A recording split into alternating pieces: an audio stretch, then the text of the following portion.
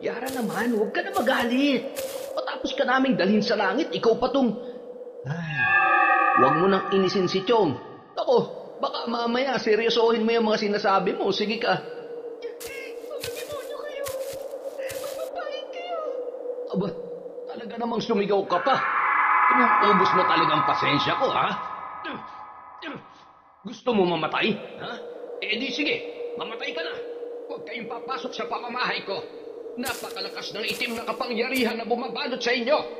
Ang sumpa ng walang hanggang paghihirap at kamatayan na posibleng bunga ng inyong malaking kasalanan. May mga tao kayong naagrabyado. Umamin kayo. Ano kayo? Mga mamamatay tao? Hindi ako tumutulong sa mga halangang kaluluwa at higit sa lahat sa mga mapanlinlang at masamang tao na biktima ng barang. Hindi kakabit ang sumpang yan ng walang malalim na dahilan. Nakikiusap kami. Tulungan niyo po kami. Wala kaming kasalanan. Hindi nga namin alam kung bakit kami nagkakaganito eh.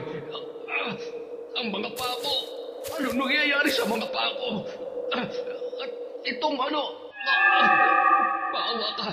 Ibalik mo sa normal ang mga ito. Napakabigat at...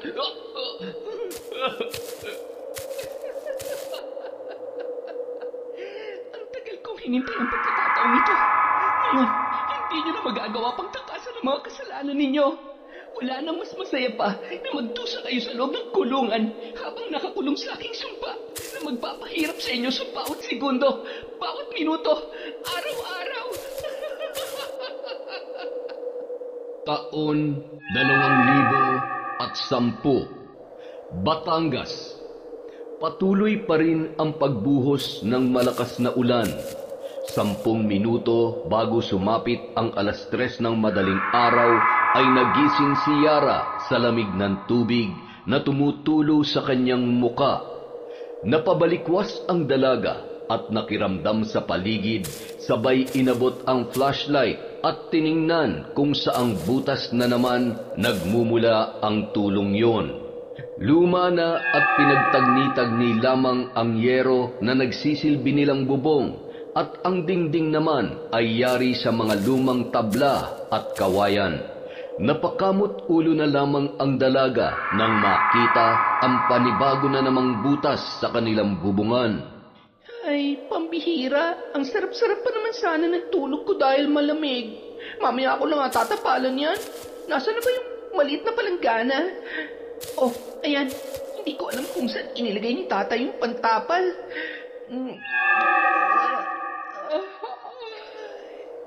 Teka, anong oras na ba? Ay, sakto lang pala mag-3 na rin. Makapag-init na nga ng tubig. Ang sarap naman ng tulog ng tatay ko. 1, 2, 3. Si tatay talaga. Pati sa pagtulog nagtatrabaho pa rin. Yan mo tatay, konting tiis na lang. Pagtapos na ako sa pag-aaral, hindi mo na kailangan magpakahirap sa trabaho. Gagawin kong lahat para makalipat tayo sa mas maayos na bahay at makakapagpahinga na yung katawan mo sa pagbubuhat ng mabigat na bloke ng yelo. Mula nung siya ay nasa elementarya pa lamang, yun na ang trabaho ng kanyang tatay Dado. Dahil sa hirap ng buhay, iniwan sila ng kanyang ina. 7 taon pa lamang si Yara at sumama yon sa ibang lalaki. Hindi naman masisi ni Mang Dado ang naging pasya ng kanyang asawa dahil hindi niya natupad ang ipinangakong magandang buhay ng pakasalan niya yon. Itinago niya ang katotohanan yon sa kanyang anak na si Yara dahil ayaw niyang magtanim ng sama ng loob ang dalaga sa sarili nitong ina. Hanggang sa nasanay na silang mag-ama na sila lamang. Magkasama at magkasangga sa lahat ng pagkakataon. Pagkatapos mag-init at magtimpla ng kape, ay umupo na si Yara sa gilid ng katre ng kanyang ama. Tay, tatay, gising na po. Mag-5 na. Ano? 5 na? Bakit naman ngayon mo lang ako ginising? Malilintikan ako nito ay boss. Nakakahiya. Tatay naman, masyadong nervyoso. Nagbibiro lang po ako. Mag-3 pa lang. Natimpla ko na po yung kape nyo at binilhan ko na rin po kayo ng tinapay kagabi. Ubusin nyo po yon para may lakas kayo sa pagbubuhat. Hahatiran ko na lang din po kayo ng tanghalian mamaya. Wala naman pong pasok ngayon eh. Ay, pampihira kang bata ka, oo. Kinabahan talaga ako ng husto. Eh siya, sabayan mo na ako magkape. Sige lang po tatay, babalik pa po ako sa tulog pagkaalis ninyo. Late na rin po kasi ako natulog dahil tinatapos ko po yung project ko. Inaantok pa nga rin po ako eh. Nagising lang ako dahil sa bago na namang tumutulo sa bubong. Sandali lang ho tatay ihanda ko lang yung damit nyo, bota, raincoat dahil umuulan. Mahirap magkasakit. Bawal ang magkasakit sa pamilyang to. Salamat anak. Yung pantapal dyan sa butas ay nandoon sa lalagyan ko sa ilalim ng mesa. Sige po, ako na pong bahala tay. Kayang-kaya ko na po yan. Wala naman talaga akong masabi sa kabaitan at kasipagan ng anak ko. Abay, ako na yata ang pinakamaswerteng ama sa balat ng lupa.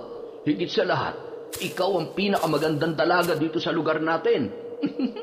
Siyempre naman po dahil napakagwapo kaya ng tatay dado ko.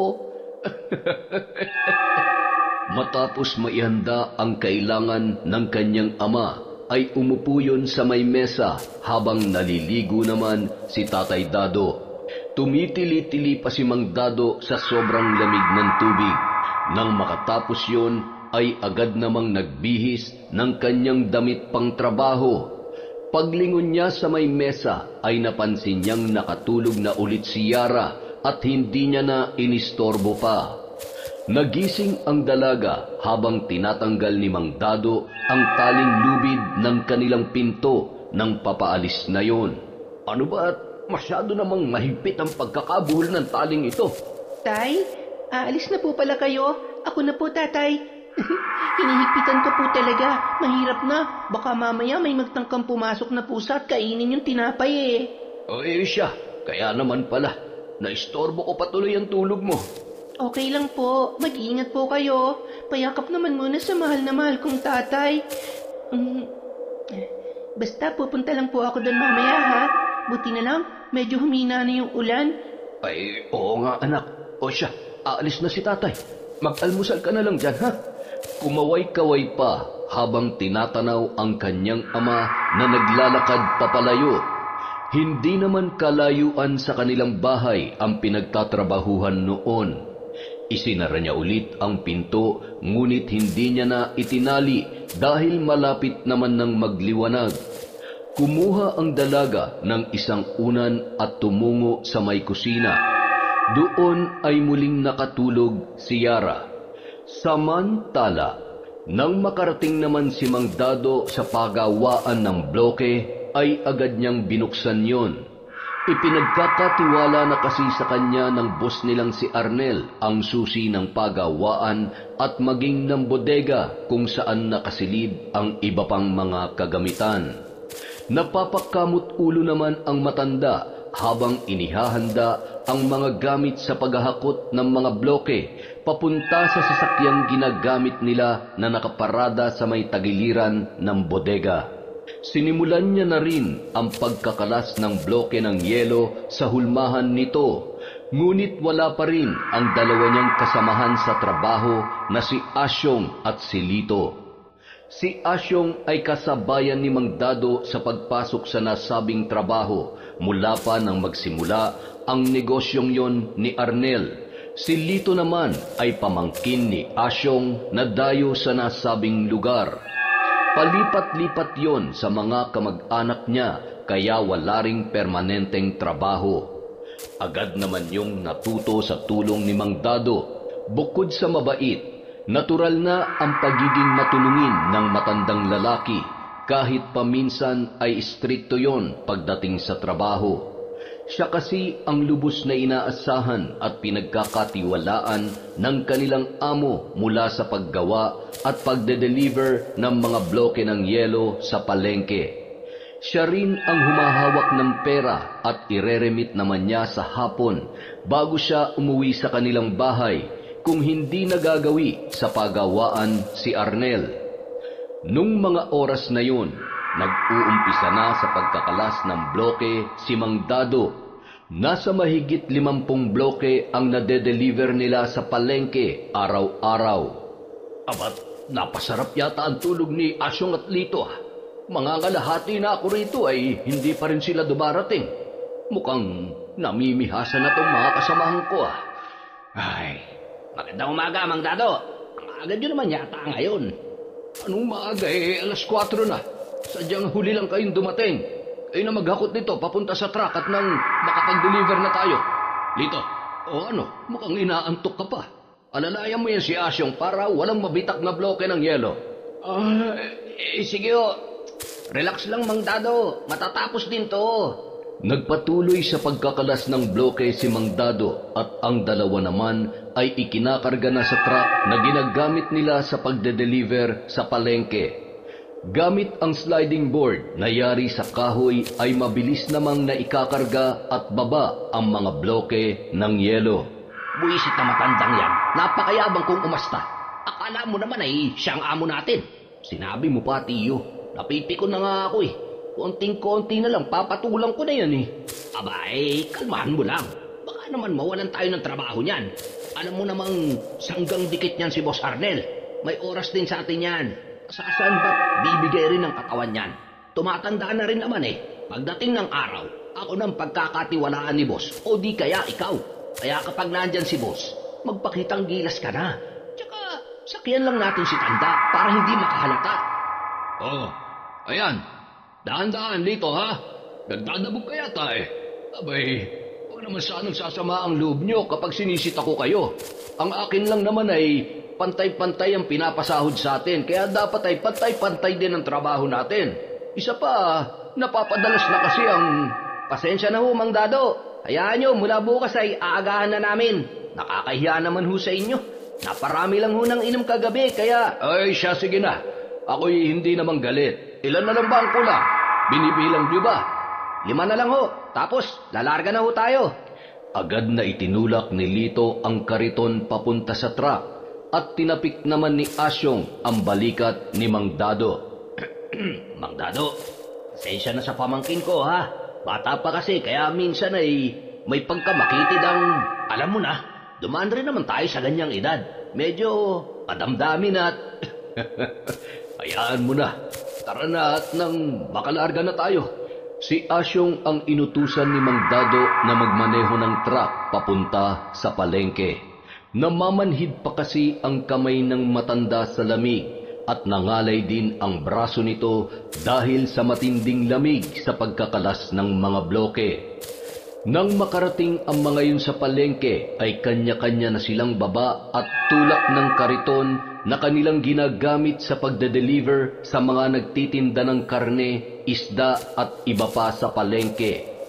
Kanya-kanya naman ng abot ng bayad ang kanilang mga customer.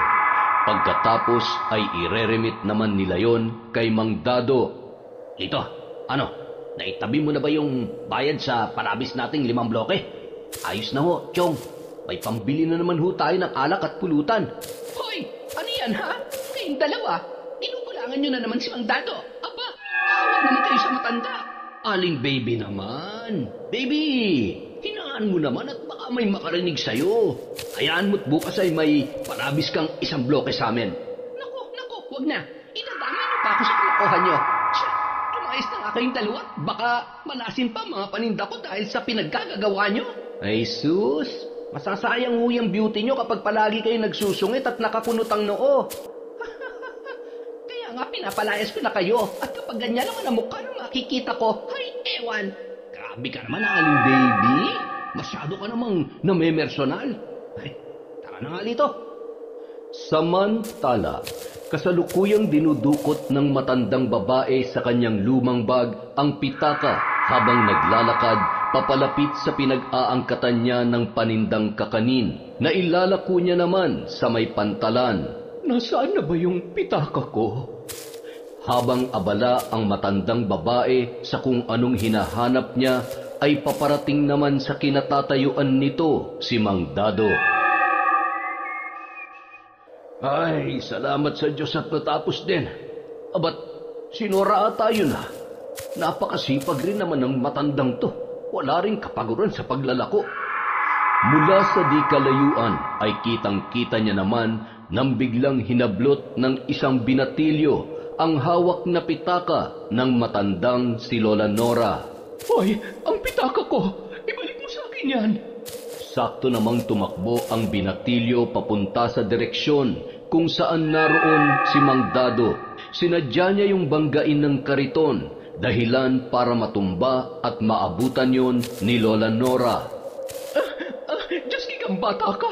Ang likot ng kamay mo! Aray ko po! Magnanakaw kang bata ka! Akin na yung pitaka ko! Agad na pumito ang gwardya at nagkukumahog namang tumakas ang nasabing magnanakaw.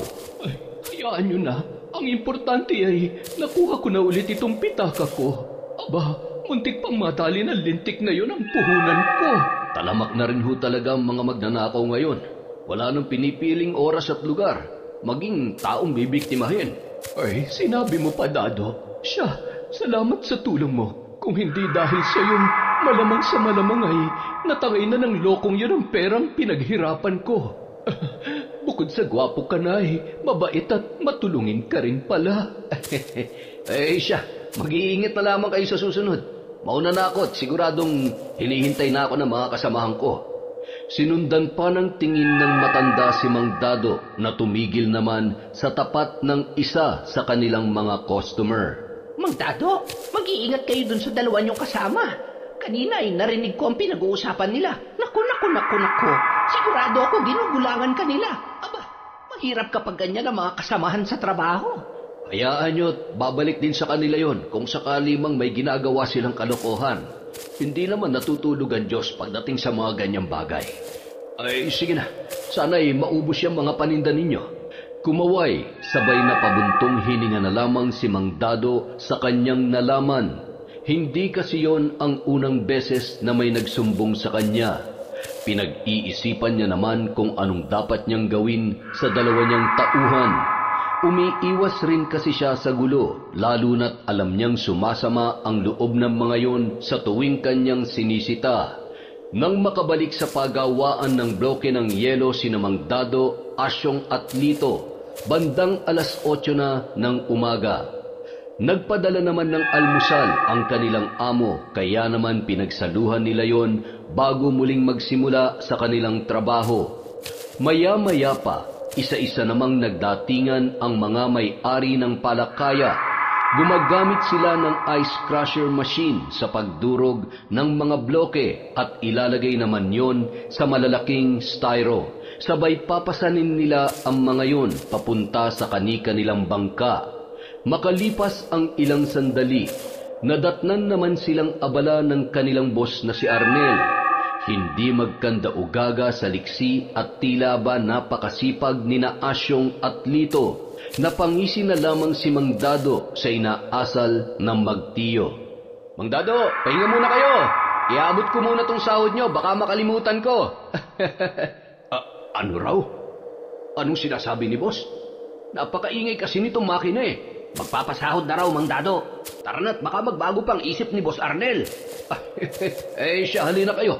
Lito, itigil mo na muna yung pagsasali ng tubig. Sige ho, huli na ho ito.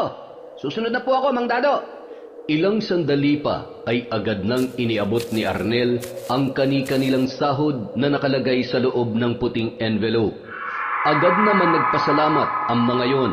Pakibilang na lang at baka kulang. Mang Dado, muntik ko na makalimutan. Pinabibigay ho ni Mrs. kay Yara. Pabaon daw ho at pambili ng kung anong kakailanganin niya sa school.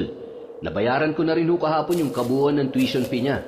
Nako, maraming salamat po, boss. Malaking tulong po ito. Siguradong matutuwa na naman ang dalaga ko. Pakisabi na lamang po kay madam na maraming salamat. Walang anuman po yun, Mang Dado. Alam niyo naman kung gaano kami nagpapasalamat sa kasipagan at serbisyo niyo para sa amin. At saka mula nung pinag-aral namin si Yara ay mas lalo kaming sinuwerte mag-asawa. Nakikita rin namin kung gaano nagpupursige yung anak ninyo. Napakahusay ho sa klase kaya talaga naman hindi nakakapanghinayang na pag-aralin. Bigla namang nagkatinginan sina Asyong at Lito. Nababakas ang inggit sa mukha ng mga yon habang nakikinig sa pag-uusap ng kanilang amo at ni Mang Dado. Bumalik na lamang sila sa kanilang ginagawa. Kita mo na, Lito, hindi ba't lugi tayo? Kaya dapat lang na dumidiskarte din tayo para sa sarili natin. Oo nga, Chong. Napakaswerte naman pala ng matandang yan at ng anak niya. Kaya naman pala masyadong pabida kung magtrabaho dahil sobra-sobrang benepisyo nila mag-ama. Kaya tama lang nakalmahan lang natin kapag wala si boss. Tama ka dyan. Kaya maya-maya, matutulog tayo, ha? Kahit 1 oras lang, pwede na yun. Nang makaalis si Arnel, ay agad namang nagpaalam ang dalawa kay Mang Dado na kakain na sila ng tanghalian. Pumayag naman ang matanda at siya na ang nagpatuloy sa ginagawa ng dalawa. Matapos kumain sa malapit na karinderya, ay agad na pumasok ang mga yon sa truck. Salamat sa Diyos. Grabe, busog na busog ako. Ay, makatulog na nga. Kayang-kaya na ni Tanda yun. Bandang 12:00 ng tanghali, ay pakanta-kantang naglalakad si Yara papunta sa kanyang tatay Dado. Bitbit niya ang tanghalian ng kanyang ama na siya mismo ang nagluto. Napakunot noon naman siya nang masilip sa loob ng truck sina Asyong at Lito na tulog na tulog. Aba, ayos ah. Tapos na ba sila sa trabaho? Siguradong dinuduga na naman ng mga tong tatay ko. Teka lang, babalikan ko kayo. Nagpatuloy sa paglalakad ang dalaga.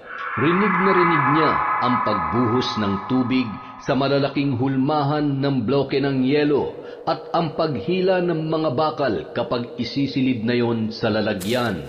Napakasalbahe talaga ng mga yon. Mag-isa niyo pinagtatrabahong tatay ko. Mamaya kayo sa akin. Tatay! Tay! Nandito na po ako. Kain po muna kayo. Anak, sandali lang. Kanina ka pa ba dyan? Kararating ko lang po, tatay. Bakit ho? Mag-isa lang kayo dito. Nasaan yung mga kasama nyo? Sina Asyong at Lito. Kumain ng tanghalian. Siguro'y umuwi sa bahay nila. Kanina pang 11:00 yon. 12:00 na hindi pa rin nakakabalik. Naku, siguro po ay tinutunaw pa yung kinain nila. O baka naman po, nalunok na nila yung kutsara, kaya... Ikaw talaga. Hayaan mo na. Kayang-kaya ko naman to. Tapos naman ng dagsa ng mga customer. Mamaya ulit yan, mga 3:00. Sus, kaya nasasanay sila ng ganyan kasi hinahayaan nyo eh. Tay, kapag hindi mo sila sinita, mamimihasa ang mga yan. Maawa naman kayo sa sarili ninyo. Ayaw ko naman na nasusobrahan kayo sa pagod. Inaabuso na kayo ng mga yon. Huwag kasi kayo masyadong mabait. Umiiwas lang tayo sa gulo, anak. Sa sakit ng ulo, nakikisama lang ako. Pero kapag sobra-sobra na, syempre magsasalita rin ako. Isa pa, may nagsusumbong rin sa akin sa palengke tungkol sa kalokohan ng mga yan. Dinadaya nila ang bilang ng bloke para may kita sila maliban sa sahod nila. Kita nyo na? Naku, madadamay ka pa sa kalokohan ng mga yan. Hindi niyo po sila kailangan pagtakpan. Huwag niyong isipin kung anong mararamdaman nila. Kung mayroon kayong dapat isipin, di yung boss nyo na nagmamalasakit sa atin. Hindi yung mga tamad at magnanakaw naman pala. Gusto ko lang makasiguro. Mahirap namang maniwala sa sabi-sabi lang, kaya gusto kong ako mismo makakita. Sa bagay. Sige na po, kumain na kayo. Masarap yan, tay, at paborito nyo yan. Ito po pala, suman. Merienda nyo maya-maya. Binigay ho sa akin yan ni Lola Nora kanina. Aba, talaga namang nagkakasundo kayo ng matandang yun, ha? Opo, mabait po kaya siya. Tapos, naikwento niya nga po sa akin na tinulungan niyo siya kanina. Tay, pakiramdam ko. Yara, anak, pakainin mo muna ako bago mo ituloy ang sasabihin mo. Nakong batan to baka masuka pa ako dyan. Sige po, kain na po muna kayo. Magpapahangin lang po ako sa labas at didiligin ko po yung mga halaman sa may tapat ng bodega. Nandun po ba yung hose ng tubig? Oo, anak. Pero alanganin namang magdilig ng halaman at tanghaling tapat. Baka mamatay naman yung mga halaman sa gagawin mo. Hindi po yan. Alam ko na. Maglilinis na lang po ako dun sa tapat ng bodega. Medyo makalat. May walis din po doon, di ba? Oo, anak. Siya, ikaw na ang bahala dyan. Hindi ka rin mapakali ng walang ginagawa May pinagmanahan ka nga talaga. Pasipul-sipul pang kinuha ni Yara ang walis at hose ng tubig sa may bodega at ikinabit yon sa gripo. Sarap na sarap kayo sa tulog nyo, ha? Habang yung tatay ko, nagkakanda po ba na sa pagtatrabaho? Humanda kayo sa akin. Mga impacto. Matapos wisikan ng tubig ang semento na kalsada sa tapat ng bodega, ay winalis-walisan niya yon. Sabay ngumisi at tumapat sa may bintana ng truck kung saan parehong nakanganga at humihilik ang magtiyo na sina Asyong at Lito. Tulong! Nako! Chong, gising! Nananaginip ka! Ano nangyayari? Bakit basang-basa tayo? Anak na po siya! Akala ko totoo na! Ay, nandyan po pala kayo? Nananadya ka ba? Hindi Malay ko pa naman na nandyan kayo. Sabi ni tatay, kumakain kayo Bakit kasi kayo natutulog oras pa ng trabaho? Ay, nagpapalibre lang yata kayo sa trabaho Habang yung tatay ko nagpapakahirap kanina pagdating ko. Baka gusto niyong isumbong ko kayo kay... Hoy, maldita! Umayos ka, ha? Itiko mo yung bibig mo kung ayaw mong... Ano, sasaktan niyo ako? Aba, bakit anong masama sa sinabi ko? Abusado kayo? Kung hinahayaan kayo ni tatay, pues ibahin niyo ako. Kaya ko kayong isumbong sa boss niyo. Abat, sip-sip ka rin pala, katulad ng... Oh, ano nangyayari dito? Oh, ano nangyari sa inyo? Basang-basa kayo. Tay, inaaway nila ako. Hindi ko naman sinasadya mabasa sila. Tay, alam niyo po ba na... Yara, huwag ka na magalit. Nagulat lang kasi si Chong, kaya... Mang Dado, kararating lang po namin. Nagpahinga lang po kami dito saglit. Ay, mga sinungaling. Ay nako, tatay, tapos ka na po bang kumain? Oo, tapos na anak. Kunin mo na yun at umuwi ka na. Nakataas na naman yung kilay mo, Napabuntong hininga na lamang si Yara at inirapan sina Asyong at Lito. Matapos makuha ang baunan na pinagkainan ng kanyang ama, ay nagpaalam na yon sa kanyang tatay. Tay, magpahinga ka rin muna bago magtrabaho, ha? Yung iba nga nakatulog na't humihilik pa kahit oras pa ng trabaho. Bye, Tay. Ingat kayo sa mga katrabaho nyo.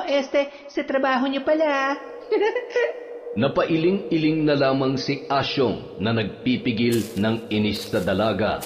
Ay, pagpasensyahan nyo ng anak ko. Ganyan lang yung magsalita pero mabait naman yan. Sinasabi niya lamang kung ano ang totoo at kung ano nakikita niya. Okay lang Mang Dado.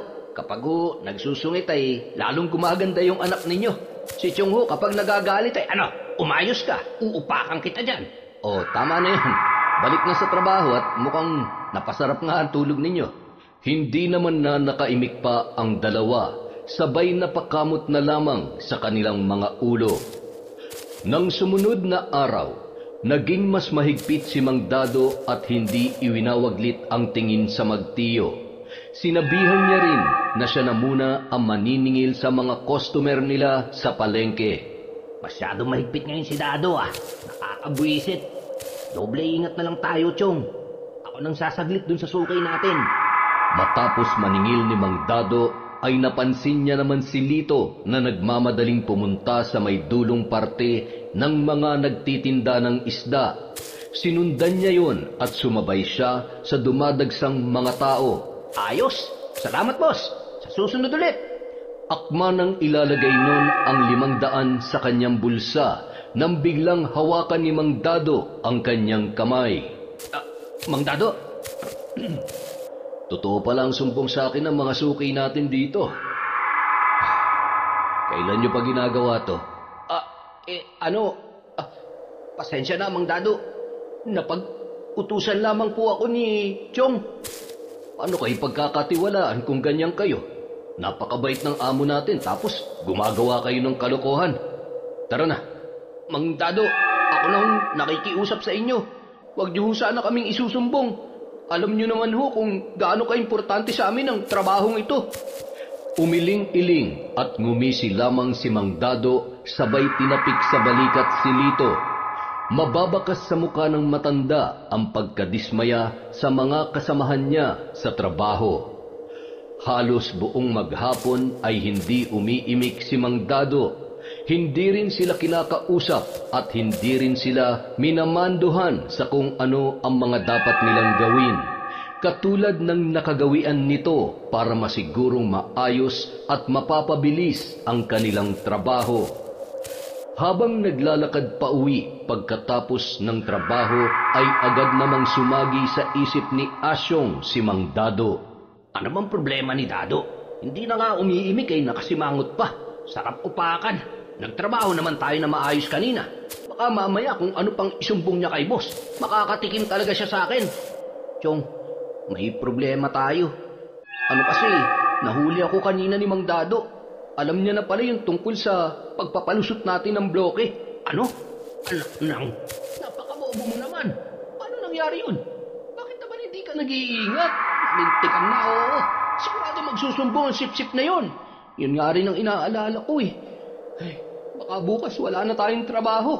Subukan niya lang. Talaga namang makakatikim siya sa akin at siguradong may kalalagyan ng pagiging sip-sip niya. Kapag ako napuno, idadamay ko pati anak niya eh. Huwag naman, Chong. Tsaka, kasalanan naman talaga natin eh. Anong kasalanan? Dumidiskarte lang naman tayo. Masyado lang siyang pakialamero. Kung hindi lang naman siya bida-bida, ako dapat ang pinagkakatiwalaan ni Boss Arnel eh. Mas malakas at mas magaling naman ako sa matandang yun, no? Samantala, matapos namang iabot ni Mang Dado ang perang kinita nila ng araw na yon, ay napabuntong hininga ang matanda. May problema po ba, Mang Dado? Boss, ayaw ko sanang sabihin ito sa inyo, kaya lamang ay nakukonsensya po talaga ako. At hindi na rin po kasi tama. Mukhang nagiging abusado na sina Asyong at Lito. Inilahad ni Mang Dado ang mga kalokohan ng dalawa, dahilan para magalit ang amo nilang si Arnel. Napakaraming matino na pwede nating ipalit sa kanila. Kung sinabi nyo ng mas maaga yan ay di sana. Siniguro ko lang po muna, boss. Mahirap namang basta na lamang ako magsusumbong sa inyo dahil sa sabi-sabi ng ibang tao. Boss, makikiusap po sana ako. Baka pwedeng wag nyo naman silang tanggalan ng trabaho. Humanap lang po kayo ng bagong kasama ko sa pagde-deliver doon sa palengke. Baka ho kasi, alam nyo na, nag-iingat lang ho ako at ayaw ko namang sumama ang loob nila sa akin kung sakaling huwag kayong mag-alala, Mang Dado. Salamat at ipinaalam nyo sa akin ang bagay nito. Ako na pong bahala. Sige na ho, umuwi na ho kayo at siguradong hinihintay na kayo ni Yara. Kinabukasan, nagulat na lamang sina Asyong at Lito nang pagdating nila ay nandoon ang kanilang amo. Ganitong oras pala kayo pumapasok? Hindi naman ho, boss. Nagkataon lang ho dahil... Sige na, magtrabaho na kayo. Sayang ang oras. Siya nga pala, may mga baguhang papasok bukas. Sila muna ang kasama ni Mang Dado sa pagde-deliver. At ako naman ang pipirmi at magbabantay dito. Gusto ko na rin mag-focus dito dahil mukhang napapabayaan ko na yata kayo dito eh. Tumangutango na lamang sina Asyong at Lito. Nababakas ang kaba sa muka ng magtiyuhin. Nababatid din nila na nagsumbong si Mang Dado sa natuklasan nito. Buong araw nasa tamang oras at maayos na nagtrabaho ang dalawa, ngunit hindi sila nag-iimikan man lamang. Hayop ka talaga, tanda. Humanda ka sa akin. Masyadong matabil yung dila mo. Panira ka ng diskarte. Maghintay ka lang at susurpresahin kita. Nagkamali ka ng binangga. Nang sumunod na mga araw, napirmi na sina Asyong at Lito sa pagkakalas ng mga bloke at paghahakot sa truck. Pagkatapos ay sila rin ang nagsasalin ng tubig sa mga hulmahan. Yung dalawang baguhan ang naging kasakasama ni Mang Dado. Bagamat mabait si Mang Dado at masunuri naman ang mga bago niyang kasama, ay mabilis din yung natuto at nakasundo ng matanda sa pagde-deliver sa palengke. Pagkatapos mag-deliver ay umuuwi na agad ang mga yon at maghahanap naman ng ibang pag-e-ekstrahan. Makalipas ang isang buwan, paunti-unti nang nagiging mas madali at mas magaan ang trabaho. Tila nakalimot na rin ang lahat sa kanya-kanyang init ng ulo hanggang sa sumapit ang kaarawan ni Mang Dado.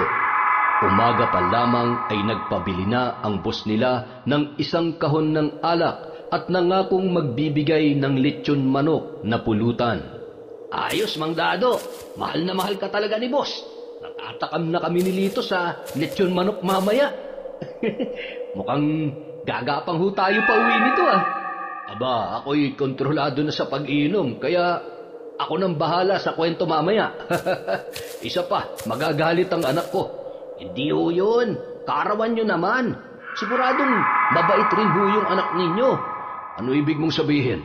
Mabait naman talaga si Yara at... Ay, yun nga ho ibig kong sabihin. Kaya hindi ka pagagalitan nun. Kami na hong bahala magpaliwanag sa kanya mamaya. Di ba, Lito? Ay, nako. Hindi nyo madadaan sa paliwanag yung anak ko. At saka, ayaw niya ng lasenggo. Takot yun sa laseng dahil mula nang maliit pa siya, ay hindi naman talaga siya sanay na may umiinom sa bahay. At matagal naman na talaga akong hindi nakikipag-inuman. Lalo na nung nabubuhay pa ang misis ko. Eh siya, tapusin na natin ang trabaho at nang mamaya ay makapag-happy-happy na tayo. Oo naman, sisiguruhin namin yan, Mang Dado. Happy-happy tayo mamaya. Para naman hindi mo makalimutan ang kaarawan mong ito. Kinagabihan. Ay, nasan kaya si tatay? Anong oras no? Wala pa rin siya. Malamig na tong pansit na niluto ko. Ay, hindi kaya... baka nga umiinom sila. Naku, baka malasing yun. Buti pa, susunduin ko na. Habang naglalakad si Yara, ay natanawan yon ni Lito na noon ay umiihi sa may tagiliran ng bodega.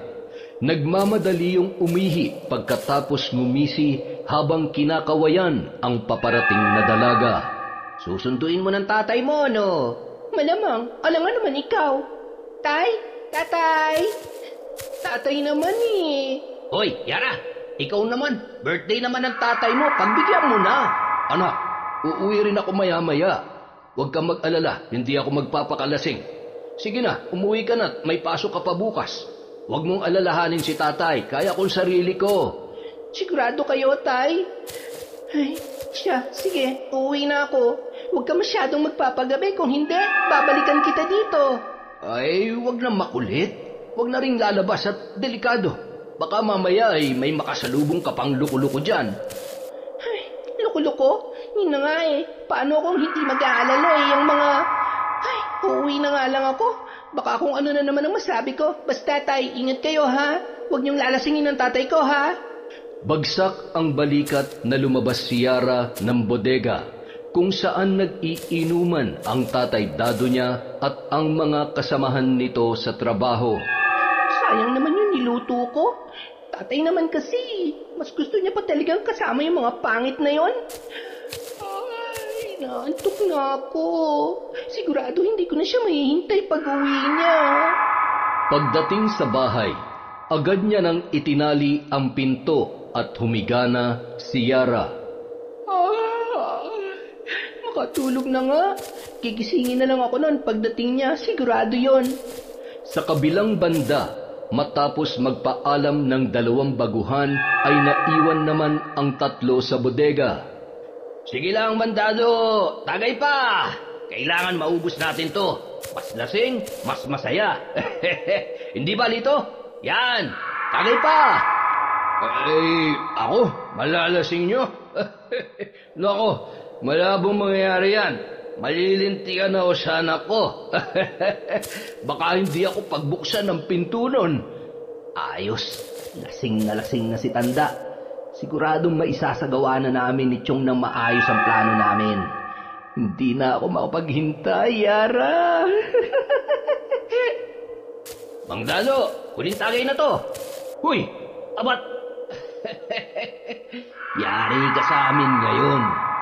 Gamit ang susi ng matanda, isinara ng magtiyo ang bodega. Pinagtulungan naman nila ang matanda na isakay sa likod na bahagi ng truck at inilagay ang susi sa bulsa noon. Itinali rin nila ng lubid ang kamay at paa ni Mang Dado, sabay tinakpan ng makapal na trapal. Humahalakhak pa ang magtiyo sa kanilang ginawa kay Mang Dado at nagmamadaling umalis ang mga yun. Samantala, bandang 12:00 ng gabi, Nagising si Yara nang may marinig na mga yapak sa labas ng kanilang bahay. Naamoy niya rin ang halimuyak ng alak na nagmumula sa labas. Bumangon naman siya nang marinig ang mahinang boses na tumatawag sa kanyang pangalan. Yara, buksan mo tong pinto. Ang tatay mo, lasing na lasing. Bilisan mo, napakabigat. Naku po, yun ang abang sinasabi ko eh. Sandali lang, tatay naman kasi eh. Hindi maaninag ng dalaga ang mga taong nasa labas dahil madilim ang paligid. Agad niyang tinanggal ang tali ng pinto dahil gamay na gamay niya na yun. Nang buksan niya ang pintuan ay nagulat siya nang ang magtiyuhin lamang ang tumambad sa kanyang harapan. Nasaan si tatay? Anong ginagawa niyo dito? Ha? Ang dami mo namang tanong, papasukin mo na lang kami.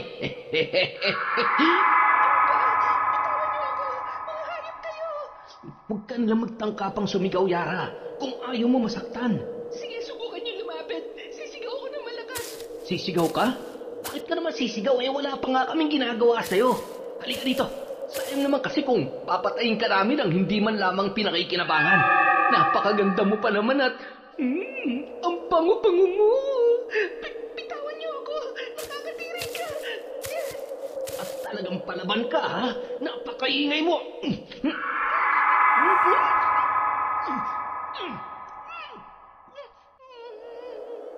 Kasabay ng pagtulo ng luha ng dalaga ay ang pagsigaw niya sa kanyang isipan. Habang walang awa siyang pinagsasamantalahan nina Asyong at Lito, pilit siyang humihingi ng saklolo sa kanyang tatay na nung mga oras na yon ay hindi pa rin nagigising sa labis na kalasingan.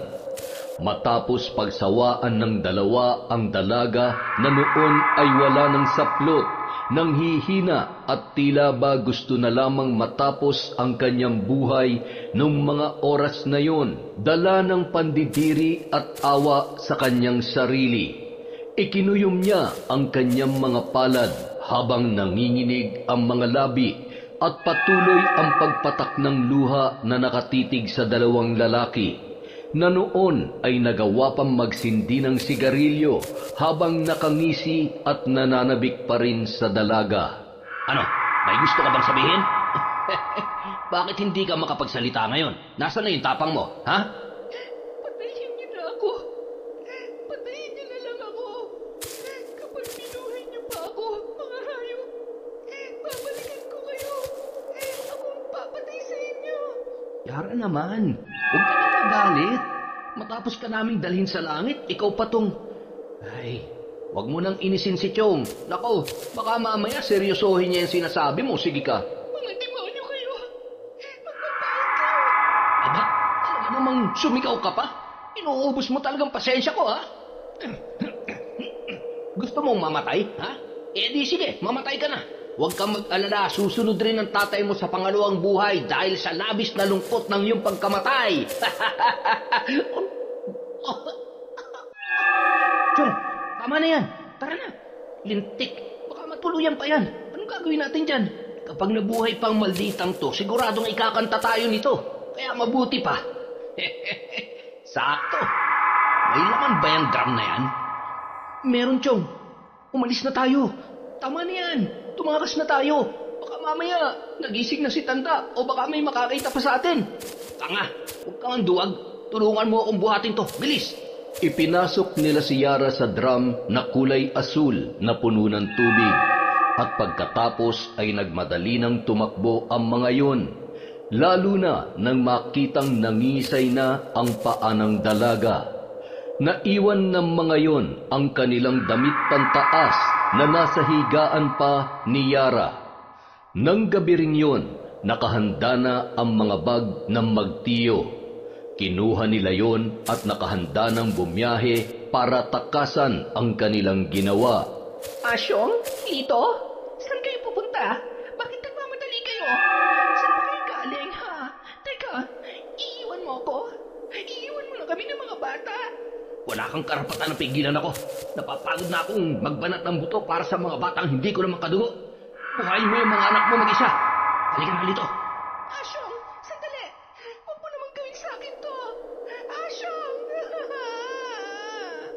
Samantala, Kailangan kong makalabas dito.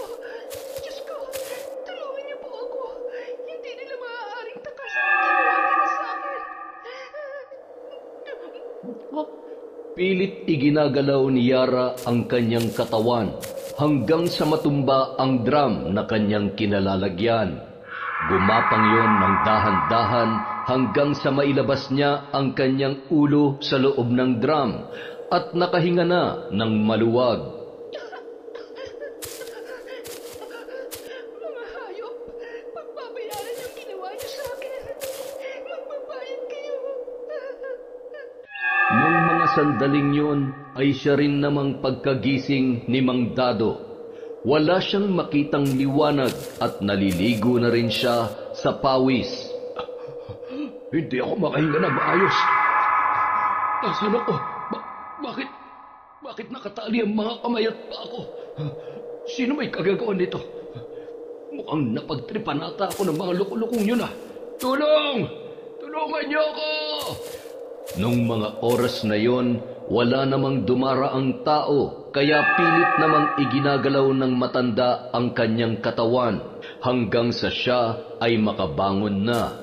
Isa namang binatilyo ang dumaan noon at natanawan niya mula sa malayo. Tinawag niya yon at tinulungan si Mang Dado na kalagan ng tali ang kanyang kamay at paa. Sino pong may gawa nito sa inyo? Malamang sa malamang yung mga lukulukong kasamahan ko. Sila naman ang huli kong kasama eh. Nako, anong oras na ba? Sigurado nag-aalala na ang anak ko.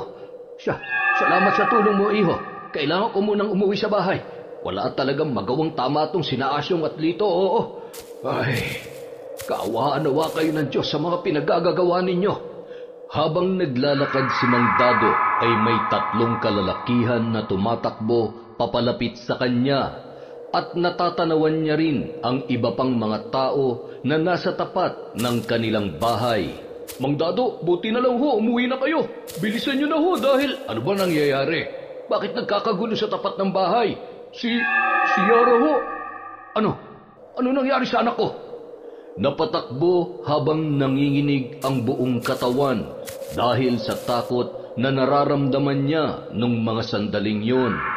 Nadatnan niya ang ilang mga kababaihan sa loob ng bahay na siyang nag-aasikaso kay Yara. Ang tanging nakapulupot sa katawan ng dalaga ay ang kumot nito. Basa at magulo ang buhok.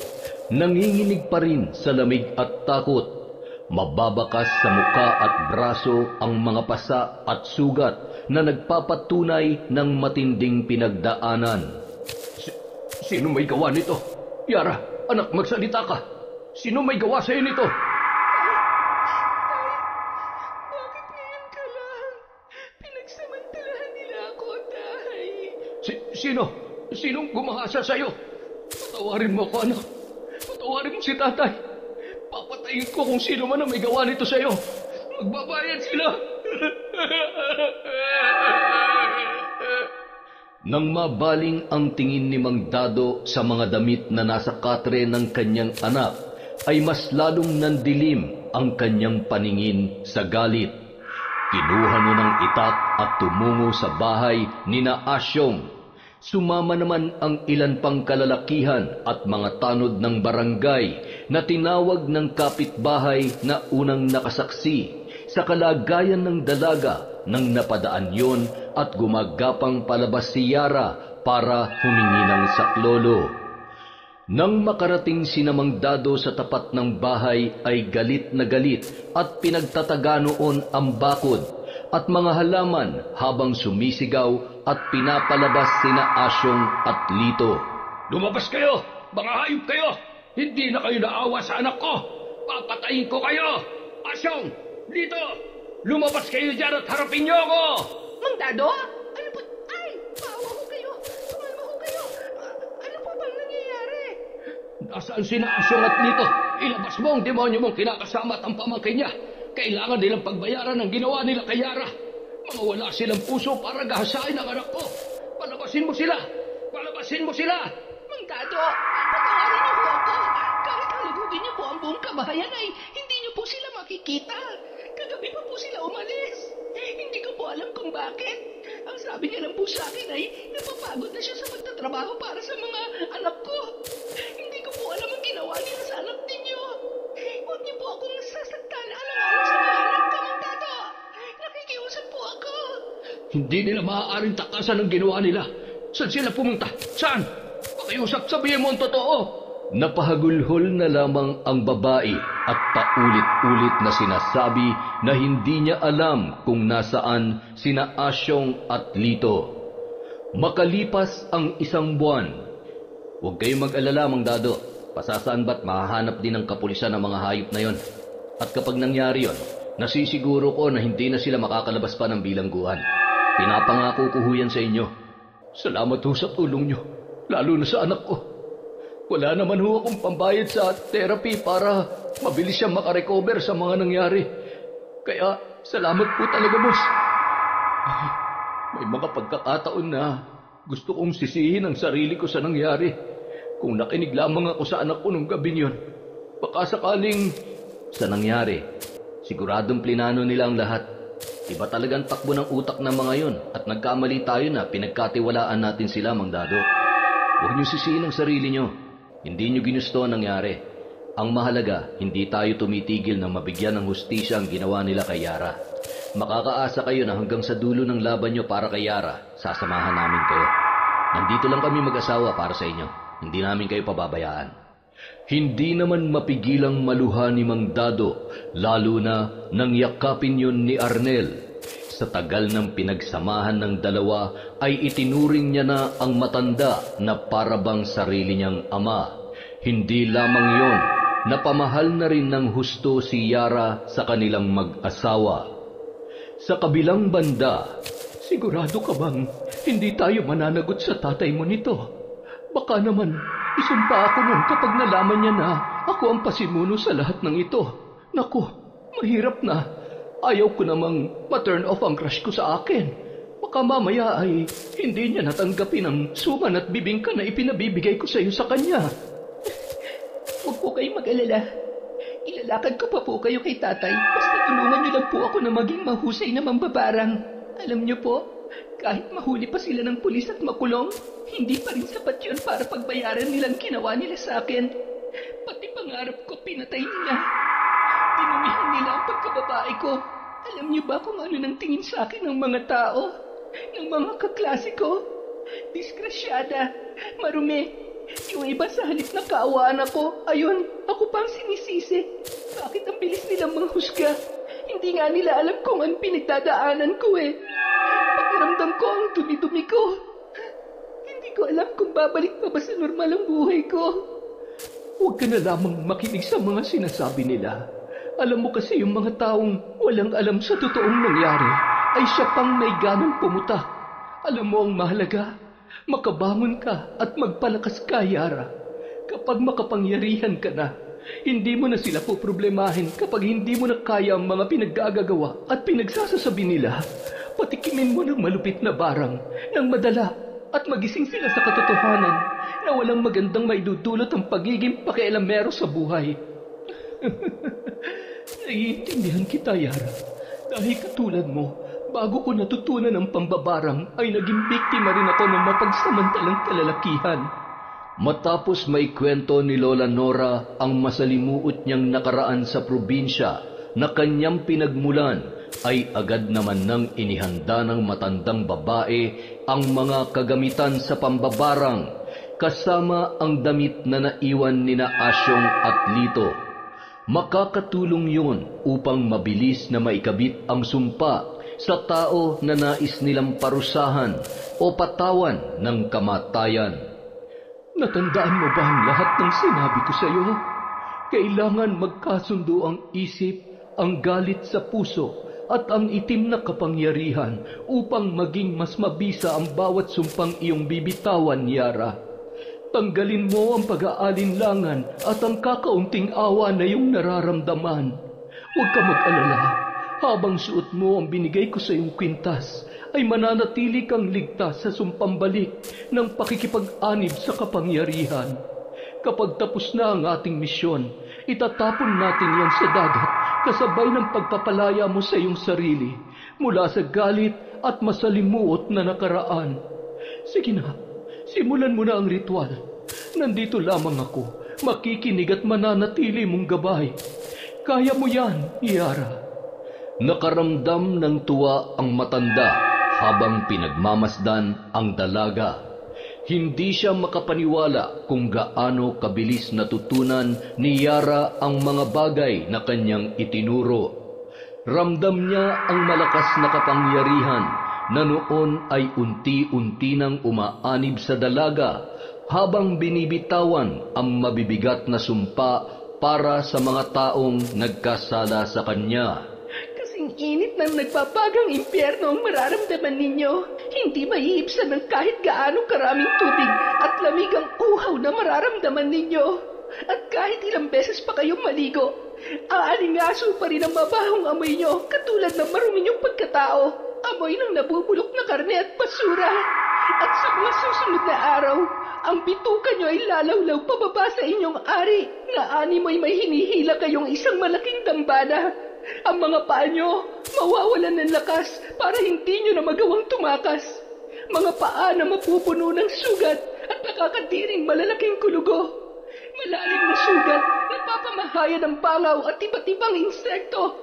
Hindi na kayo patutulugin ng konsensya nyo mula sa araw na ito hanggang sa bumalik kayo at mapagbayaran ang mga kasalanan ninyo.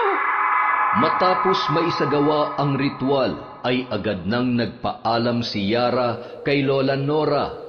Masayang-masaya siya nung mga sandaling yun habang sumasagi sa isip niya ang paghihirap na ipapatikim sa mga nanggahasa sa kanya. Pasipol-sipol pa yun at sinalubong naman ng kanyang ama. Anak, mukhang napapadalas ang pagdalaw mo kay Nora. Ano bang ginagawa mo roon? Nagkukwentuhan lang po kami, Tay. Huwag po kayong mag-alala. Mabuting tao po siya. Kapag kausap ko siya, gumagaan ang pakiramdam ko at nararanasan ko yung parang merong ina. Ang dami ko pong natututunan kay Lola Nora. Alam niyo po ba na katulad ko, naging biktima rin siya ng mga masasamang loob? Halika na, Tay. Matulog na po tayo. May pasok pa ho kayo bukas, kaya huwag na po kayong magpuyat. Dapat hindi niyo na ako hinintay pa. Paano kung makakatulog kung wala ka pa dito sa bahay? Pagkatapos ng mga nangyari, ewan ka ba? Kapag nawawala ka sa paningin ko, hindi na ako mapalagay. Tatay, mula ngayon wala na kayong dapat ipag-alala. Kayang-kaya ko ng protektahan ng sarili ko. Wala nang makakapanakit sa akin. Makatulog na nga. Good night, Tatay. Ano bang ibig niyang sabihin? Bakit parang mayroong kakaiba sa anak ko? Hindi ko alam kung dapat ba akong matuwa o kabahan sa inaasal niya. Hindi kaya... Samantala, 3:00 ng madaling araw, nagising si Lito dahil sa sobrang init ng kanyang katawan. Para siyang inaapoy ng lagnat at sinabayan pa yon ng pananakit ng kanyang katawan. Kinuha niya ang tuwalya at akmasa ng papasok sa banyo nang bigla namang napamura si Asyong na noon ay naliligo. Anak ng teteng, paliligo ka rin ba? Oo, napakainit yung. Para akong inaapoy ng lagnat at masakit ang katawan ko. Tsaka, sandali nga, iinom nga muna ako. Nanunuyo na rin ang lalamunan ko. Madadali pa yata ako ng trangkaso eh. Pambihira naman buhay natin to. Paubos ng pera natin. Wala tayong mapasukan na trabaho dahil hinahanapan tayo ng lintik na NBI clearance na yan. Hindi nga natin masabi ang totoong pangalan natin dito eh. Kumuha pa kaya ng mga requirements na hinihingi nila? Masyadong mahigpit. Hindi na makataasan ng sahod. Ay, ano na tayo ngayon? Madadali pa tayo ng sakit. Mukhang mamamalimos na tayo nito. Wala tayong pambayad sa upa sa boarding house na to. Ay, anong gagawin natin, Chong?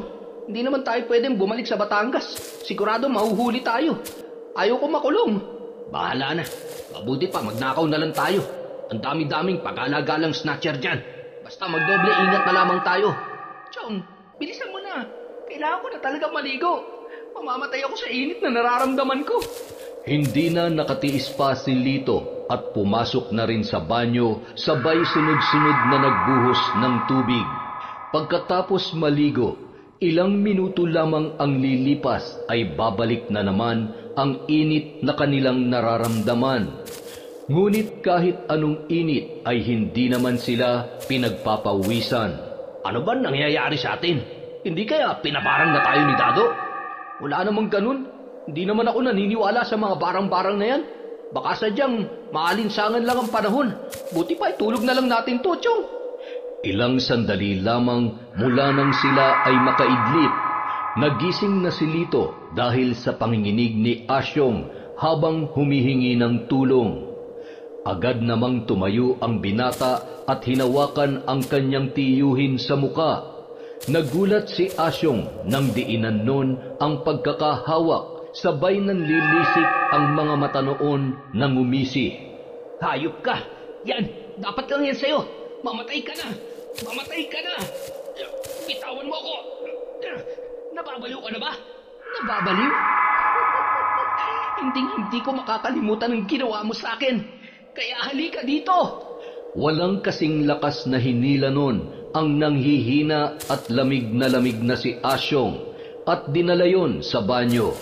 Hinawakan niya sa ulo si Asyong at paulit-ulit na inilulublob ang ulo sa isang malaking timba na punong-puno ng tubig. Tama na! Lintik ka! Papatayin mo talaga ako, ha? Pwes, uunahan na kita! Chong, bawa ka! Nang makita ni Asyong ang dugo sa ulo ng pamangkin, ay bigla siyang natauhan. Maya-maya, napalingon silang pareho nang biglang bumukas ang pinto ng banyo at nakita nila ang isang babae na duguan ang muka, humahalakhak, sabay itinuro silang dalawa. Mamamatay kayo! Mamamatay kayo! Pagbabayaran niyo ang lahat ng nakamiyan! Hinawakan sila sa leeg ni Yara at walang kasing lakas na sinasakal ng walang kalaban-laban, katulad ng ginawa nila sa dalaga hanggang sa nawalan sila ng malay. Ngunit ang kahindik-hindik na mga bulong sa tenga ay kanila pa rin naririnig. Kinaumagahan, nagtataka sila nang magising sa loob ng banyo. Nakasubsob pa ang muka ni Asyong sa maruming inidoro. Anong ginawa mo sa akin, ha? Anong ginagawa natin dito? Teka, bakit ka umiyak, ha? Chong, nakita mo ba siya? Sabihin mo, nakita mo rin siya, hindi ba? Buhay pa siya. Buhay pa si Yara at papatayin niya tayo. Tama ka. Papatayin niya tayo. Pero bago niya magawa yun, kailangan natin gumawa ng paraan. Mukhang tama ang hinala ko dito. Binabarang tayo. Alam ko dahil minsan nang napaglaruan ng mga hayop na mambabarang ang tatay ko noon. Paano? Saan tayo maghanap ng albularyo sa lawag nito, Maynila? Isa pa, wala na nga tayong pera, di ba? Kailangan natin umuwi ng Batangas. Doon may kakilala kong albularyo na makakatulong sa atin. Kailangan matanggal ang barang na ikilabit sa atin. Kung hindi, pareho tayong mamamatay. Ibang gumanti ang mga mambabarang. Ibig sabihin, si Yara, mambabarang?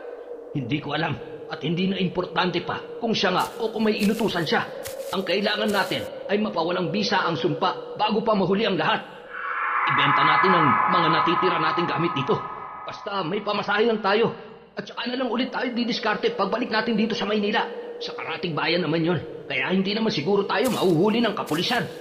Kinahapunan, matapos maibenta ang ilan nilang kagamitan para sa kanilang pamasahe at makabayad sa renta sa kanilang pansamantalang tirahan, ay bumiyahe na sina Asyong at Lito papunta sa lugar ng albularyo na natitiyak nilang makakatulong sa kanila. Sa kabilang banda, habang nagwawalis si Lola Nora sa tapat ng kanyang bahay, ay napatigil yon nang makita si Mang Dado na noon ay papasok sa kanyang tarangkahan. Ay, Diyos ko po, bakit ba naman ako kinakabahan ng ganito? Ano kayang pakay niya rito? Aakyat na ba ng ligaw itong si Dado? Ay, Masyado ka naman yatang masaya, Nora. Didiretsahin na kita. Nandito ako para tanungin kung... Ikaw naman, kailangan mo pa bang tanungin kung gusto kita? Alam mo naman siguro yon mula pa nung una tayong nagkita, Dado. Naalala mo pa ba? Ay, Jesus Mariosep, Kilabutan ka nga sa sinasabi mo, Nora. Ano ka ba naman? Matatanda na tayo ay... Ang ibig kong sabihin ay ang tungkol sa pagpunta-punta rito ni Yara. Nararamdaman ko na may kakaiba kayong ginagawa dahil nitong mga nakaraan ay may nagbago sa kinikilos niya. Sabihin mo nga sa akin, ano ba talagang nangyayari sa kanya? Nakakainis ka naman, Dado. Sasabihin ko na, tinuruan kong mambarang ang anak mo dahil bukod sa mapilit siya, ay dapat lamang yun para makaganti siya sa mga manyakis na yon. Huwag ka mag-alala, hindi siya mapapahamak dahil ang kwintas na pinasuot ko sa kanya ang magsisilbing proteksyon niya. Isa pa, alam ko ang ginagawa ko at hindi ko siya pababayaan. Siguruhin mo lamang, Nora, dahil kapag may nangyaring masama sa anak ko, hindi ko alam kung wala kang magandang sasabihin, umalis ka ng gurang ka. Sige na, masyado ka nang mapanakit ng damdamin. Barangin kita dyan Kahit barangin mo ako, hindi pa rin ako makakapayag sa gusto mo. Akala mo ba hindi ko alam na sinusuhulan mo ang anak ko? Hindi ko ipagpapalitang na mayapa akong misis sa isang mambabarang. Umalis ka na. Akala mo ba pipigilan kita? Kung hindi pa ako tumanda ng ganito, hindi sana ako mabobroken hearted. Samantala, bandang 7:00 ng gabi, pagtapak pa lamang nina Asyong at Lito sa may pintuan ng bahay ng albularyo ay namilipit ang mga yon sa sakit ng kanilang tiyan. Naramdaman nila ang pagbaba ng kanilang tiyan at pagbigat ng ibabang parte ng kanilang katawan. Agad na gumapang ang mga yon at pinaghampas naman ng albularyo ng buntot pagi, kaya napapahiyaw sa sakit ang dalawang lalaki. Huwag kayong papasok sa pamamahay ko. Napakalakas ng itim na kapangyarihan ang bumabalot sa inyo. Ang sumpa ng walang hanggang paghihirap at kamatayan na posibleng bunga ng inyong malaking kasalanan. May mga tao kayong nagrabyado. Umamin kayo. Ano kayo? Mga mamamatay tao? Hindi ako tumutulong sa mga halangang kaluluwa at higit sa lahat, sa mga mapanlinlang at masamang tao na biktima ng barang. Hindi ikakabit ang sumpang yan ng walang malalim na dahilan. Nakikiusap po kami. Tulungan niyo kami. Wala kaming kasalanan. Hindi nga namin alam kung bakit kami nagkakaganito Ang mga pako. Ano nangyayari sa mga pako? At itong ano ko. Awa ka. Ibalik mo sa normal ang mga ito. Napakabigat at... Chong, hindi ko na kaya. Ang sakit. Tama na. Yara, kung ikaw man na nagpapahirap sa amin ni Chong, maawa ka. Susuko na kami. Huwag mo naman kami pasakitan ng ganito. Ang sakit. May mga sugat at kulugo. Chong, ang mga paa natin. Diyos ko, amang mahabagin. Anong gagawin ko sa mga taong ito? Buhay pa nangabubunok na. Mahilan mo pa kayo. Pauna pa ako mamatay dahil sa amoy ninyo. Sobra-sobra ang galit na may gawa nito. Mga halang siguro ang kaluluwa ninyo. Gumapang ang magtiyuhin papunta sa kubo, kung saan doon ay sinubukang bigyan ng pansamantalang lunas ng albularyo sina Asyong at Lito. Habang natutulog ang dalawang lalaki, ay isang ritual ang isinasagawa ng albularyo upang makipag-ugnayan sa mambabarang na si Yara. Kinaumagahan. Hoy! Magsigising kayo! Ay, Diyos ko! Ang mga sugat nyo sa paa. Tingnan nyo! Punong-puno ng itlog ng langaw. Yung mga bunganga nyo, nagkabitak-bitak na yan na parang naipit na mga galamay ng alimasan. Ay, inumin nyo itong kape. At sa tingin ko, maya-maya, matatapos na ang problema ninyo. Alam nyo kasi, sa totoo lang, ang gamot dyan ay ang itama nyo o pagbayaran ng ginawa nyong kasalanan.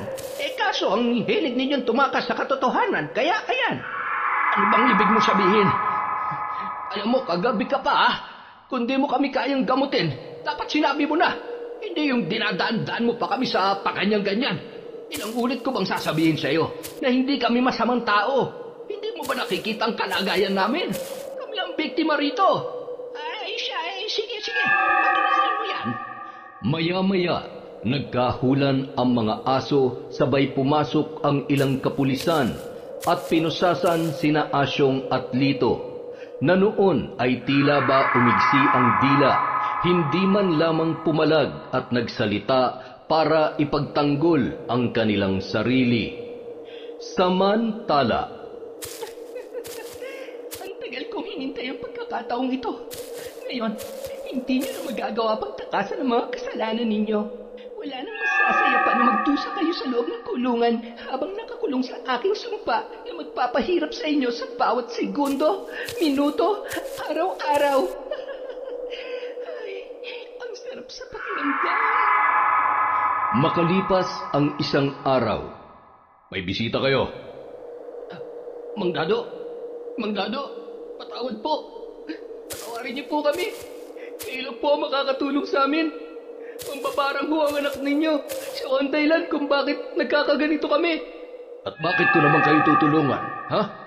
Pagkatapos ng ginawa niyo sa anak ko, kaawaan ko kayo? Kung hindi ko lang pinipigilan ang sarili ko, at kung hindi masamang pumatay ng tao, gustong-gusto ko na kayong saktan at patayin. Pinagkatiwalaan ko kayo, mga traidor. Magdusa kayo dito sa kulungan. At yung mga nangyayari sa inyo, karma nyo yan. Hindi na mabubura ang sumpa na ikinabit sa inyo. Katulad ng mga masasama niyong ugali na hindi na kayang ituwid ng mga rehas na ito. Dado, hayop ka. Palabasin mo ako dito. Ayoko pa mamatay. Dado, kapag ako nakalabas dito, babalikan ko kayo ng anak mo, mambabarang. Tandaan mo yan. Saksakan ng sama ang ugali mo. Nabubulok ka na't lahat. Masyado ka pa rin matapang. Kinagabihan, nadatnan ni Mang Dado si Lola Nora na nagluluto ng hapunan. Masayang masaya si Yara ng mga sandaling yon. Mga ngiti na minsan lamang makita ng kanyang ama.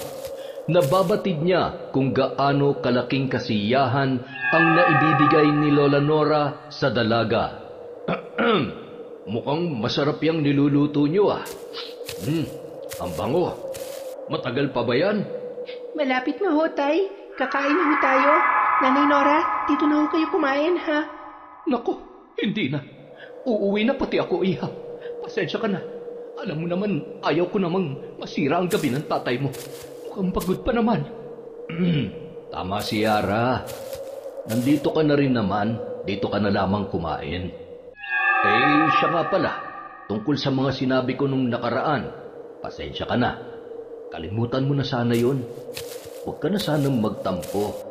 Nanay Nora, narinig niyo naman po, di ba? Sabi ko sa iyo eh. Siya, maupo na po kayo at maghahain na ako. Tatay, kumusta ho ang lakad niyo? Ayos naman anak. Para akong nabunutan ng tinik na makita sila sa loob ng kulungan. At maliban sa mukhang malubha na nga ang kalagayan nila, doble talaga ang kabayaran sa ginawa nila sa'yo. Anong doble? Kulang pa nga yun. Mga taong hindi marunong tumanggap ng pagkakamali. Tatakas at tatakas sa kanilang kasalanan. Ay, basta ngayong nakakulong na sila, kung maaari ay itigil nyo ng paggamit ng itim na kapangyarihan na yan. Kapag naiisip ko kinikilabutan ako. Mas maigi nang mamuhay tayo ng normal. Kahit pa may proteksyon si Yara hindi natin may pagkakaila na isa pa rin niyang malaking kasalanan. Ay, huwag po kayong mag-alala, Tay. Yan naman po ang usapan namin ni Nanay Nora. Hindi po ba, Nay? Bakit nanay na ang tawag mo sa may reklamo ka ba? Pumunta ka sa barangay. Kung hindi mo ako tanggap bilang ina niya, bahala ka dyan. Basta kami masaya bilang mag-ina. Kung gusto mo manatiling masaya at mabuo ang pamilyang ito ay Pambihira naman, oo. Kayong dalawa ha, pinagkakaisahan nyo talaga ako. Kumain na nga lang tayo para kayong laging nalilipasan ng gutom Masarap pa. Teka, wala naman sigurong gayuma to, no? Ay, konting-konti na lang kapag naubos ang pasensya ko sa'yo. Gagayumahin talaga kita. Ang hirap mo namang ligawan. Masyado kang pakipon. Ay nako, Yara. Mukhang nagkaka-wrinkles na yata ako at namumuti na lalo ang buhok ko sa kakaasa dito sa tatay mo. Hindi ko malaman kung sadyang takot sa babae o baka binabae na yan, ha? Binabae pala ha. Yari ka sa akin mamaya. Ay, teka, maiba ko. Yara, gusto mo bang makita ang mga Hindi na po, Nanay. Tama na hong nakakulong sila. Hindi ko na po pinangarap na makita ang kahit aninuman lang nila. Gusto ko na hong tuluyang makalimutan ang lahat ng ginawa nila sa akin. Ibabalik ko na ho yung dating ako. Kasama kayo ni Tatay. Aabutin ko pa rin ang mga pangarap ko.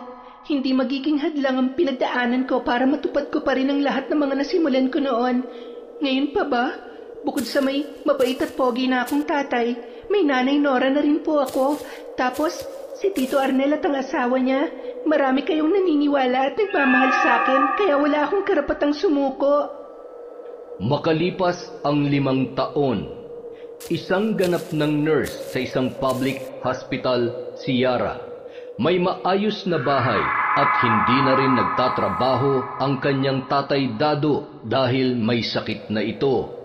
Walang pasok noon ang dalaga at nataon na kaarawan ng kanyang pinakamamahal na ama. Mayroon silang isang katulong na nag-aalaga kay Mang Dado at nag-aasikaso ng mga gawaing bahay kapag may pasok si Yara. Kaya naman ng araw na yun, abala sila sa pagluluto ng pagkain na handa para sa kaarawan ng kanyang ama. Masyado ka namang abala, anak. Naghanda ka pa wala naman tayong bisita. Mapapanis lamang ang mga yan. Tatay, malay nyo naman may bisita kayo. Malay nyo, bumalik na si Nanay Nora. Hindi na babalik yun. Asa ka pa. Masaya na yun sa Sikihor at malamang sa malamang nakalimutan niya na ang kaarawan ko. Sus, aminin, namimiss nyo siya, no? Kayo kasi, lagi nyo na lang siyang inaaway. Alam nyo namang matampuhin yon. Ay, teka, nandyan na po pala si Sir Arnel at ang asawa niya. Tuloy po kayo. Maligayang kaarawan, Mang Dado. Napakagandang lalaki niyo pa rin po kahit hindi na tayo makapagbuhat ngayon. Magpalakas kayo. At nako, hindi pa tayo nagkakaapo dito kay Yara. At mukhang wala rin yatang boyfriend. Ay, wala pang ipinapakilala. Siguro takot makaliskisan. Hindi bali ng tumandang dalaga yan. Huwag lamang maloloko at masasaktan niyang si Yara. Tatay naman, masyadong stricto. Teka, mukhang... Nanay? Nanay Nora? Salamat at nakarating kayo. Alam niyo po ba, kanina pa kayo hinahanap ni Tatay. Sabi niya namimiss niya na raw po kayo. Ba't? Hoy, wala akong... Tatay naman, sumakay ka na lang. Baka mamaya magtampo na naman yan. Sige ka. Nagagalit ka pa rin ba, sweetie? Sorry na. Ikaw naman kasi.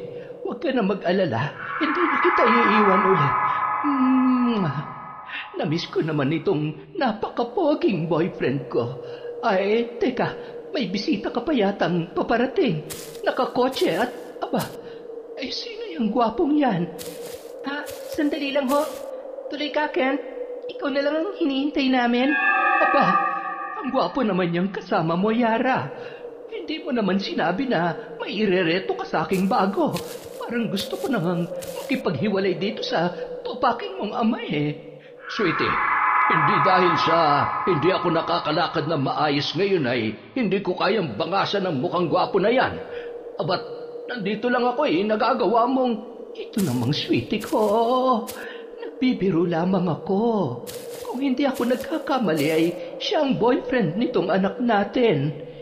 Magandang araw ho. Ikinagagalak ko po kayong makilala. Tama ho si Nanay. Ako nga po ang... Siya po ang magiging asawa ko at tatay ng batang nasa sinapupunan ko. Tubig! Bigyan niyo nga ako ng tubig! Ay, Sus Mariusep, sweetie, huwag kang mamamatay. Sasampalin kita dyan.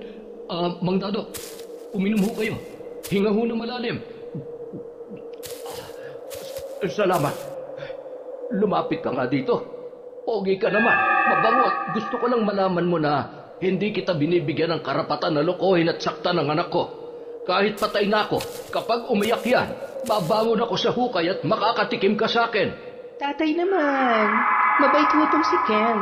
Kahit ho 3 beses ko siyang inaaway araw-araw mula nung niligawan niya ako, hindi niya po ako sinukuan. Kaya huwag kayong mag-alala, hindi ho kami maghihiwalay kung sakaling dumating ang araw na magkakaproblema kami. Katulad ho ng, Ay nako, ayan, magkakaturuan na. Pasensya ka na anak. Hayaan mo't hahabaan ko ng pasensya ko dito sa tatay mo hanggang sa huli naming hininga. Sweetie naman kasi, huwag mo na akong inaaway. Alam mo namang mahal na mahal kita eh. Yon! Isang nakakatuwa at napakagandang kwento na naman mula sa kwentong Enteng. Maraming salamat po sa inyong pagtsatsaga at walang sawang pakikinig.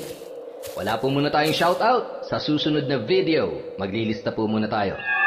Again, maraming salamat po mula sa kwentong Enteng.